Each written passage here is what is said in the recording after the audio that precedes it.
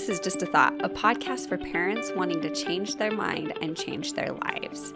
This is Christina Stead, and this is episode number 50, Making Hard Decisions. Hey everybody, I missed podcasting last week. It was a very emotionally hard week for me.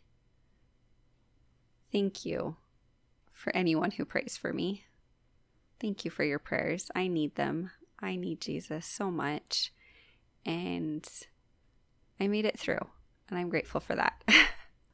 So here we are. And almost exactly 2.5 years ago, I started this podcast. I began podcasting to give back what I feel I've been given.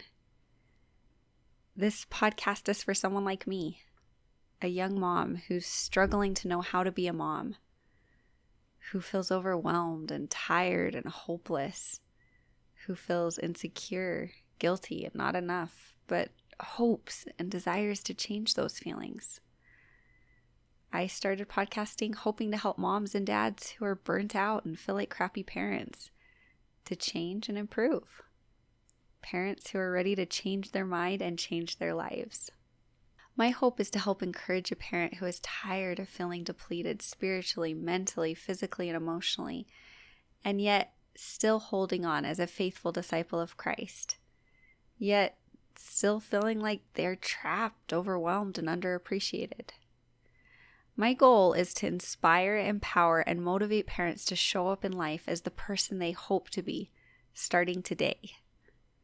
In this podcast, through the 50 episodes, I've shared tools that I've gained during my parenting experience that I know can bring relief, confidence, and a way for parents to show up as the people they want to be and feel empowered as they make decisions. I know these tools work because they've worked for me and they've worked for so many others too. I want you to know that you are worthy of love no matter what you do or don't do. I want you to know that you can change your mind and change your life.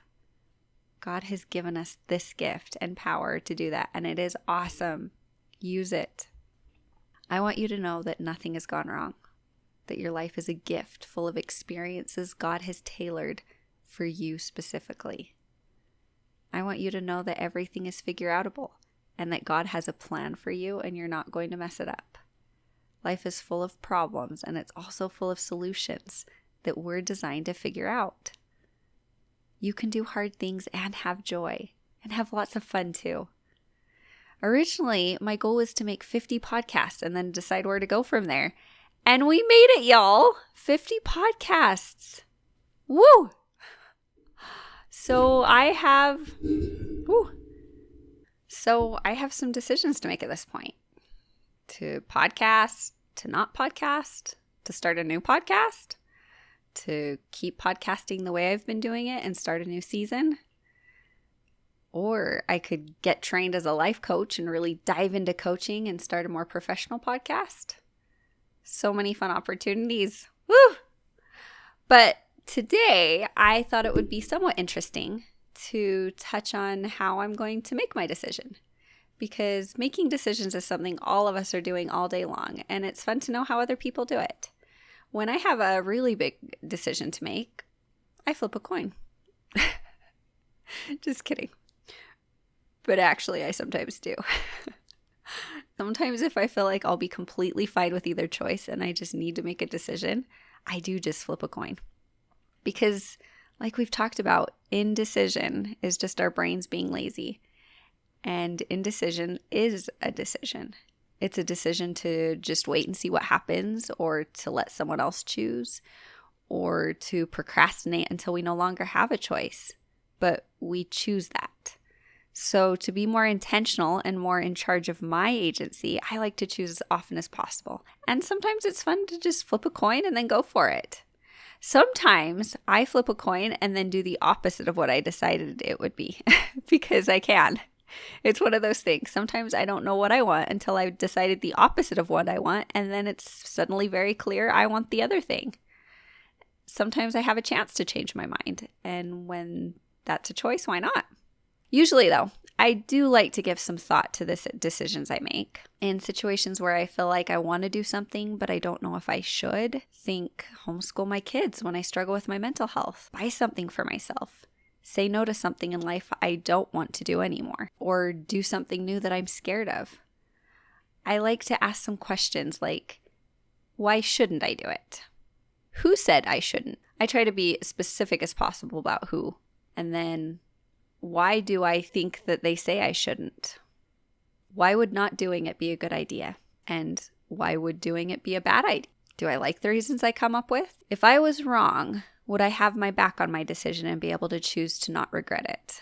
Would there be a circumstance when it was a good idea? So with these questions in mind, I write down pros and cons. I write down what I want. I write what I don't want.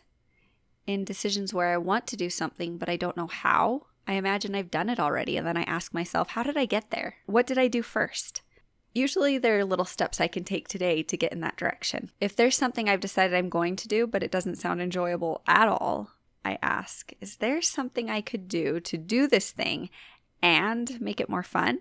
I like to remember that either way, my decision will offer me positive and negative things. My decision won't make me more happy or sad. My thoughts about it will. My decision won't mess everything up and it won't make everything better. My decision will not change my worth. The thing my decision will change is my results. But the trick here is I can't guarantee my results. Ultimately, I just do what I think is best and trust God to cover the rest. As a Christian, I do believe that certain choices I make do make me happier, and the same for others, but that's because of my thoughts and beliefs. Others disagree and get different results, and that's okay, because just like they get to believe whatever they want, so do I. And I might be right, but I have my back on it.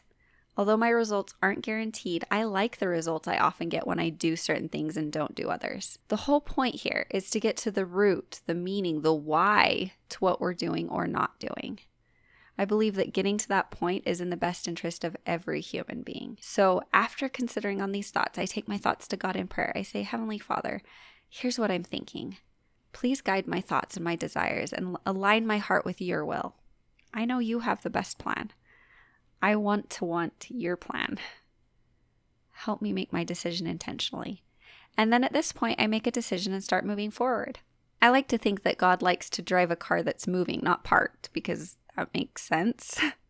So in making decisions, I think it's helpful to get the car going and moving. It's like when you type something in the GPS. Once you start moving, that's when the GPS starts talking and saying where to go next.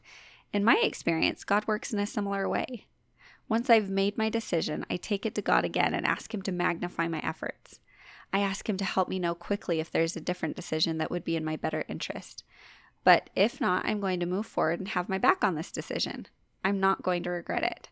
I'm going to own it and love it and have fun trying to do it as joyfully as I can. So that's how I make a decision. How do you like to do it? And honestly, I haven't decided what I'm going to do moving forward with this podcast yet. But can we all just take a moment and celebrate 50 podcasts? This is awesome. Thank you for coming this far with me. Thank you for listening. Thank you for sharing this moment with me, however long it ends up being. This is Christina Stead. I'm a member of the Church of Jesus Christ of Latter-day Saints and a disciple of Jesus Christ. He loves you. He loves me, and He loves us. This is Just a Thought, a podcast for parents ready to change their mind